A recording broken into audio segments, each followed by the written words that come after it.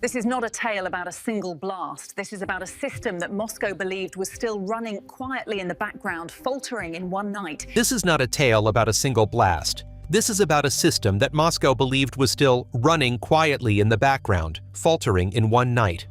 The skies above Volgograd filled with movement after dark. But the real question is not how many drones took flight. It is which switch was flipped. Volgograd sits far from the front lines. On operational maps, it is labeled as part of the rear. So what was struck here was not merely a structure or a storage site. It was a node embedded in the core of Russia's fuel-driven machine, the Lukoil refinery in Volgograd, the largest in the region. Not only a facility processing crude, but a junction producing gasoline, diesel, and aviation fuel along the same chain. If units are moving at the front, the energy that moves them flows through this point. This complex has now been hit for the 9th time. That repetition alone carries meaning. No location is struck 9 times by coincidence. When the same point is selected again and again, the intent is not simply inflict damage, but disrupt a routine. A refinery is not just an industrial site, it is a tempo. It runs without pause. When it stalls, the chain snaps. When output slows, logistics slow with it. By Russia's own reporting, 108 drones were intercepted that night. 49 were over Volgograd. The figure matters, but not for the obvious reason. If air defenses were forced to operate at such intensity over Volgograd, the objective was not to ignite the refinery, but to place the entire area under alert.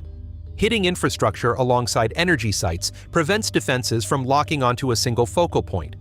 When defenses are spread thin, no location achieves full coverage. This is a common operational logic, not to punch through defenses directly, but to scatter their attention. A major fire broke out at the refinery. Several nearby structures were damaged. The footage makes clear that the event was not confined to a narrow military frame. The timing of the operation is not accidental either. Pressure on energy assets in midwinter strains not just production, but the capacity to repair. Work carried out in freezing conditions moves slower. What is being targeted, therefore, is not only the facility itself, but the speed at which it can be restored. This is when systems are most exposed. Russia can no longer treat the rear as a safe zone. When energy nodes come under pressure, the next instinct is predictable. Remove the most valuable assets from sight. When the bloodstream of a system is shaken, no one leaves their most expensive items on display. That is why the latest satellite imagery is no coincidence. Moscow has concentrated the bulk of its Su-57 fleet at a single location, the Jomgi Air Base near Khabarovsk.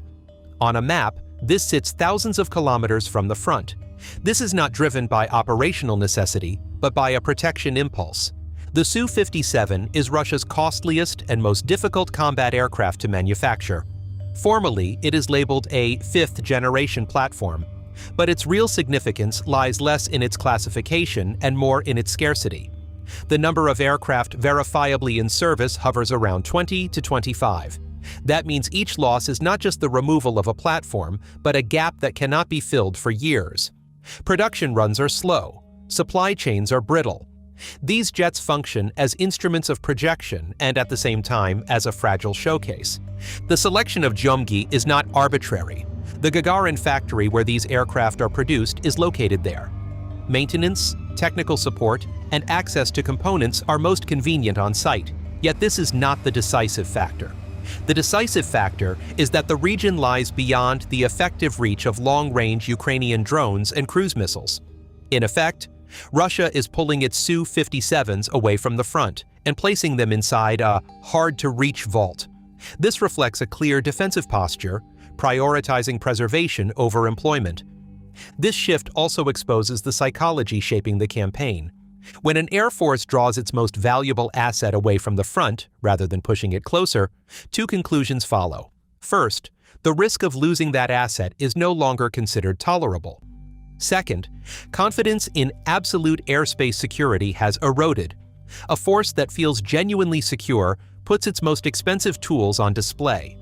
The side that hides them is the side that senses vulnerability.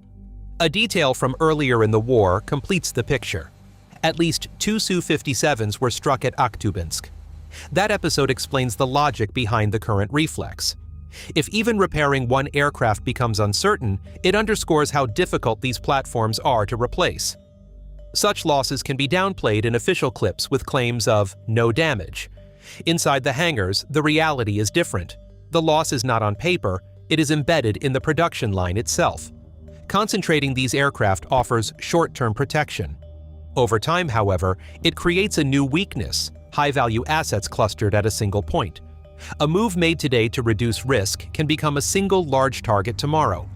If that safe location ever falls within reach, losses will not occur one by one, but in batches. Defensive instincts can generate fresh exposure. The drawdown of Su-57s from the front only makes sense when viewed alongside battlefield attrition. On one side, premium platforms are being sheltered. On the other, substantial losses of troops and equipment accumulate daily at the front. This reflects a simple logic: safeguard what is rare, expend what is abundant. In practical terms, Russia is burning through quantity rather than cost. Even official loss figures hint at how this tempo is sustained. Hundreds of personnel, multiple artillery systems, armored vehicles, and drones are written off within a single day. This is not minor friction, it points to a front line being rebuilt continuously. What disappears is not just hardware, but the training, coordination, and experience embedded within those units. Yet the operational pace does not ease. Strikes hit buildings along the Kharkiv axis. In Zaporizhzhia, selected sites suffer drone damage. In the Sumy region, structures are again targeted. Rail infrastructure around Konotop comes under pressure. Simultaneously, drone activity spans Dnipro, Zaporizhzhia, and Poltava. Applying pressure across such a wide area in one night signals that every remaining capability is being pushed forward. Here lies the central contradiction. Under normal conditions, losses at this scale would force a slowdown. Here, they do not. For Moscow, the priority has shifted from what is gained to demonstrating that it has not stepped back. The moment pressure drops, the opposing side gains both military and political room. Maintaining rhythm, even at high cost, becomes the objective. These attacks serve another function as well. They corrode the ground for negotiation. When dozens of drones launch night after night and urban systems remain under constant strain, expectations of an imminent halt fade, on the battlefield and at the table. The strikes operate not only as military actions, but as tools that compress diplomatic space. The emerging picture is stark. Russia is absorbing heavy losses, and the figures make that clear. Yet, despite the cost, Moscow is not relinquishing its intent to continue the war. In the short term, this sustains pressure. Over the long term, it becomes a wager on systemic endurance. The deeper fracture is unfolding behind the lines, in the economy and in networks of dependency. Today, Russia is less focused on advancing than on keeping the channels of survival open. And those channels increasingly point in one direction, eastward. The Kremlin frames the conflict as a struggle for sovereignty. The reality points elsewhere. As Western markets close, trade has pivoted rapidly toward China. Energy, raw materials, capital flows, all are funneled through a narrowing set of routes. Oil and gas are sold at steeper discounts to fewer buyers. In exchange, Russia grows more reliant on China for industrial inputs, technology, and dual-use components. As rhetoric of independence intensifies at the front, economic flexibility contracts in the background. This dependence did not materialize overnight. The war accelerated existing trends. Gaps left by Western finance, credit, and technology are being filled from alternative sources. The key point is that these alternatives are not equal substitutes. The buyer with leverage sets the terms. Pricing, currency settlement, borrowing structures, each gradually tilts the balance. In the short run, this arrangement gives Moscow breathing room. Over time, it hardens into a constraint. This eastern pivot also introduces strain within Russia's traditional influence zones. China's expanding role in Central Asia, negotiations over energy corridors, delayed approvals for new pipelines all signal the same shift. As Russia hardens militarily at the front, its bargaining position in the background erodes. While advances are discussed on the battlefield, at the table Russia is increasingly adapting to terms rather than setting them. The pattern is now visible. Fuel rhythms in Volgograd are under pressure. High-value aircraft are being moved into distant vaults. Daily losses mount without slowing the tempo. And behind it all, trade and finance lean ever more heavily in one direction. Taken together, the stresses are compounding. How do you interpret this trajectory? Share your view in the comments.